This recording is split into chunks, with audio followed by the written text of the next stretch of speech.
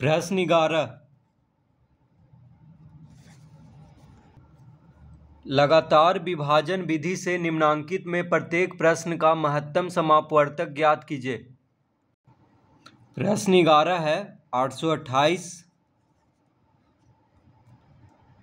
1311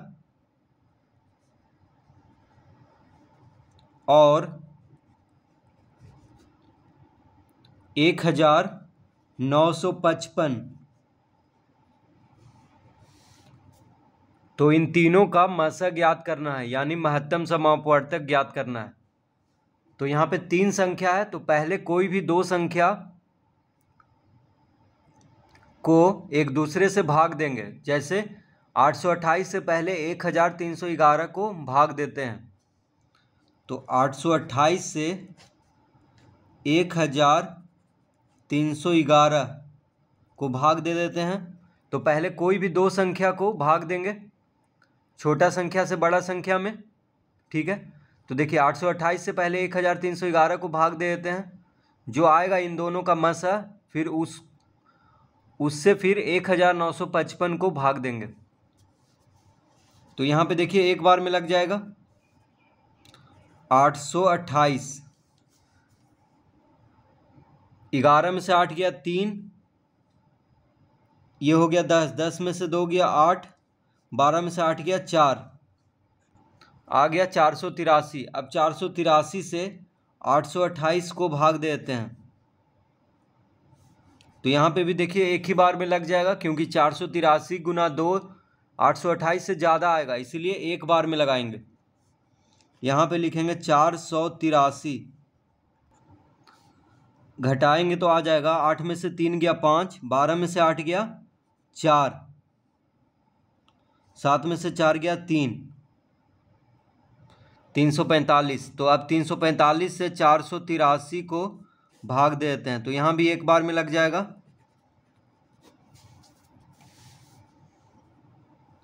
13 में से 5 गया 8, 7 में से 4 गया 3, 4 में से 3 गया 1। अब 138 से 345 को भाग देते हैं, तो यहाँ पे दो बार में लग जाएगा, ठीक है। तो 138 दूना हो जाएगा 8 दूना 16, 3 दूना 6, 1 7, 2 गुना 1 2, यानी 276। 15 में से 6 गया 9, 13 में से 7 गया 6, कितना आ गया 69।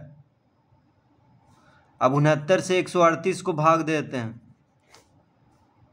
तो 69 दूना होता है 138। देखिए 9 दूना 18, 6 दूना 12, 1 13, यानी 69 दूना 138। 138 में से 138 घटाएंगे तो शून्य आ जाएगा। तो यहाँ पे देखिए मसा कौन हो गया,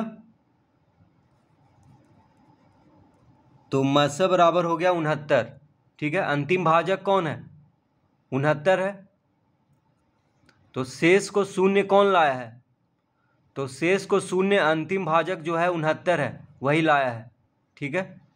तो 69 हो गया मसा। किसका मसा हो गया, 828 और 1311 का महत्तम समापवर्तक हो गया 69, ठीक है।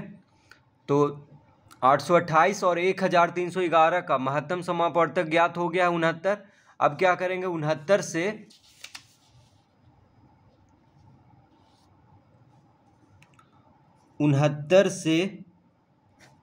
किसको भाग देंगे, 1955 को। देखिए इन दोनों का मसा आ गया 69, तो 69 से अब इसको भाग देंगे, तीसरा जो संख्या है 1955 को।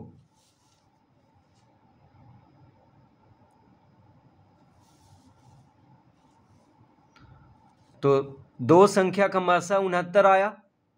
अब 69 से तीसरी संख्या को भाग देंगे, तो यहाँ पे दो बार में लग जाएगा। 69 दूना 138, 15 में से 8 गया 7, 8 में से 3 गया 5, तो आ गया 57। अब ऊपर से 5 उतरेगा तो हो गया 575। अब 69 से कितना बार में लगेगा? तो देखिए 69 को अगर 5 से गुना कर दे तो 9 पचे 45, 6 पचे 30, 4 34, ये तो कम हो जा रहा है। तो 69 को 8 से गुना करने पे कितना आएगा? 9 8 72, 8 6 48, 7 55। देखिए 8 बार में लगेगा, क्योंकि 69 गुना 8 आ रहा है 552 और यहाँ पे है 575। तो 8 बार में लगा देते हैं, यहाँ पे 8 लिख लेते हैं। 69 8 हो जाएगा, 9 8 72, हाथ में रहा 7, 8 6 48, 7 55। तो आ गया 552। 5 में से 2 गया 3, 7 में से 5 गया 2, कितना आ गया? 23। अब 23 से 69 को भाग दे देते हैं, 23 आ गया शेष। ठीक है, तो अब 23 से क्या करेंगे? किसको भाग देंगे? 69 को। तो 23 दिया 69 हो जाएगा। 69 में से 69 घटाएंगे तो 0 आ गया। तो देखिए मसा कौन आया? अंतिम भाजक कौन है जो शेष को 0 लाया है? 23, यानी 23 हो गया मसा। तो किसका मसा हुआ? 23। तो 23 हुआ 69 और 1955 का मसा हुआ, यानी महत्तम समापवर्तक। तो तीनों संख्याओं का मसा कौन हुआ? तो लिखेंगे अतः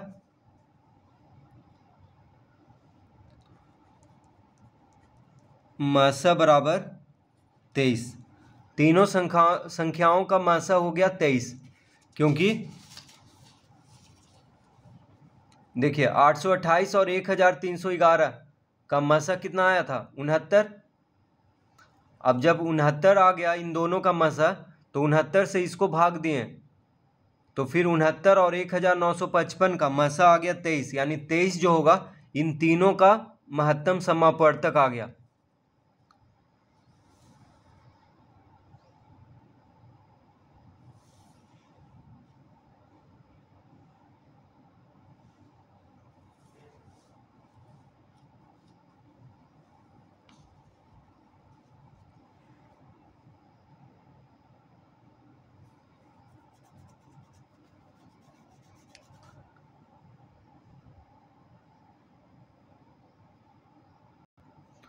प्रश्न 12, 1190,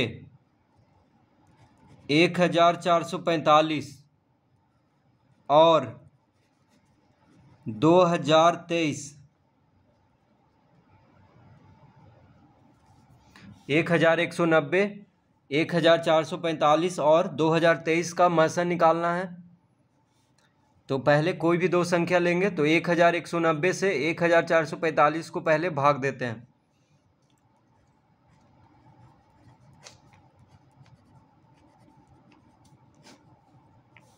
ठीक है, अब पहले ये दोनों का महत्तम समापवर्तक यानी मसा ज्ञात कर लेते हैं, उसके बाद जो आएगा इन दोनों का मसा उससे इसको भाग देंगे।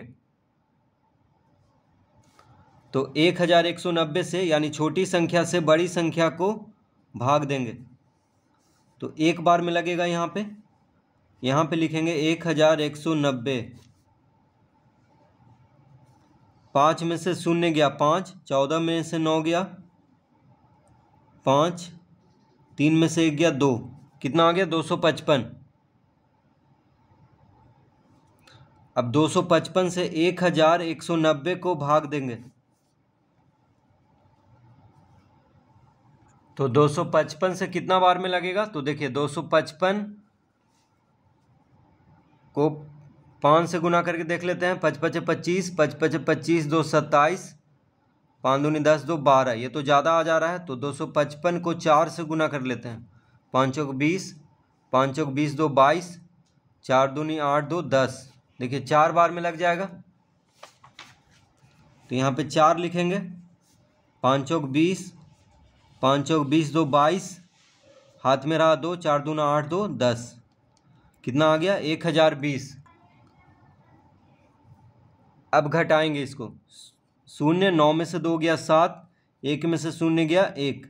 अब 170 से 255 को भाग देंगे,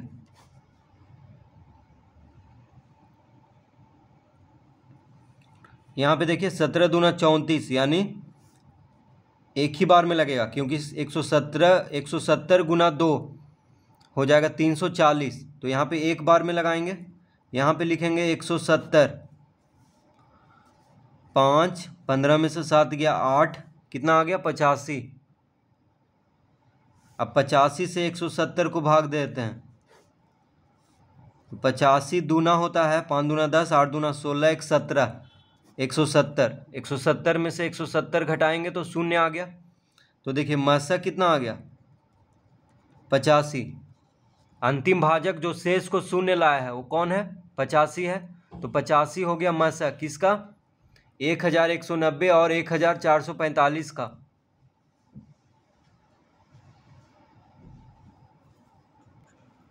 एक 1190 और 1445 का मासा कितना आ गया 85। अब 85 से 2023 को भाग देंगे,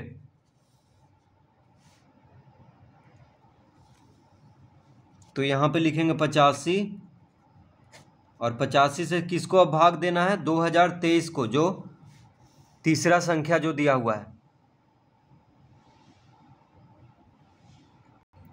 तो 85 दूना होता है 170, तो 2 बार में लगा देंगे। यहाँ पे 202 है,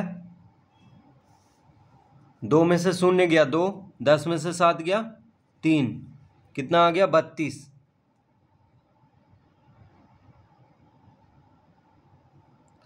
अब ऊपर से 3 उतारेंगे तो 323 हो गया। अब गुना करके देख लेते हैं, 85 से 323 कितना बार में लगेगा, तो 85 गुना 5 कर लेते हैं पहले, 5 पचे 25, 8 पचे 40, 2 42, ये तो ज़्यादा हो जा रहा है। 85 चौके कितना हो जाएगा 5 चौक 20, 8 चौक 32, 2 34, ये भी ज़्यादा हो जा रहा है। 85 तिया 5 तिया 15, 8 तिया 24, 1 25, 3 बार में लग जाएगा।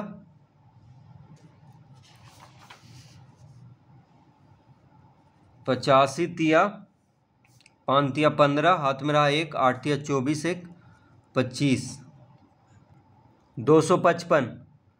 अब घटा लेते हैं, 13 में से 5 गया 8, 11 में से 5 गया 6, तो 68 आ गया। देखिए घटाने पे अब 68 से 85 को भाग देंगे, एक बार में लगेगा।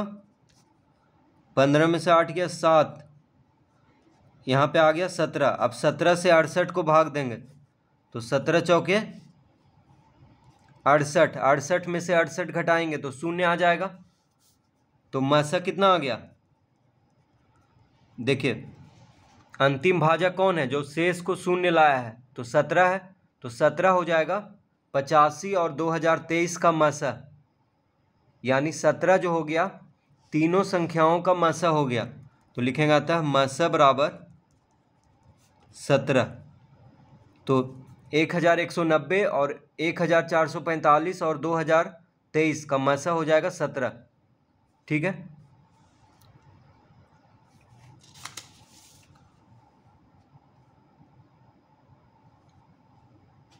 तो 1190 और 1445 का मासा 85 आया था। तो 85 से 2023 को भाग देने पर जो अंतिम मासा आया वो 17 आया, यानी 17 हो जाएगा इन तीनों का महत्तम समापवर्तक।